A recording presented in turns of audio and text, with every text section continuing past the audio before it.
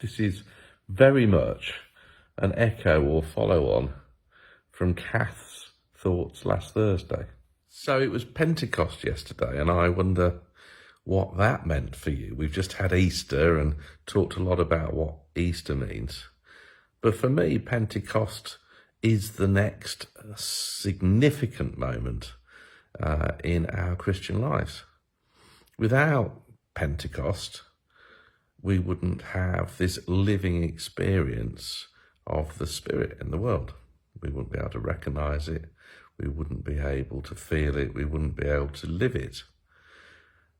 Also, when you think about it, we wouldn't have had the disciples leaving, almost bomb bursting out of that room where they were huddled away, frightened.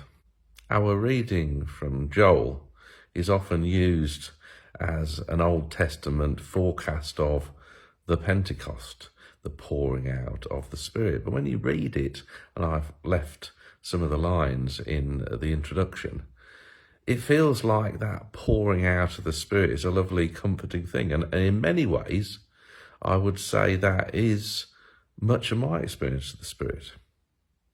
We do have to think about the other side of it, the disruption that the Spirit causes. Look at what happened with the people speaking in different languages, not understanding each other, going out into the world, people thinking they were drunk, but actually they're speaking a different language. Look at the disruption that the Spirit can create. Now, that disruption is a catalyst. We may need the Spirit to comfort us and work with us within a church. It's very pastoral in many ways because we're together and we can feel that togetherness and we can be guided by that. But on the other hand, we need to go out of the world and see the Spirit at work and join in. And that joining in also is something that we can feel. So as we go beyond Pentecost, I wonder what the Spirit is saying to you. Is the Spirit asking you to use your gifts and your talents to care for, serve and look after the church community you're part of? Or is it being disruptive and getting you out into the world to speak to other people that may have nothing to do with God, church, or rather they don't recognise they have anything to do with that? And that can be both exciting and scary and challenging.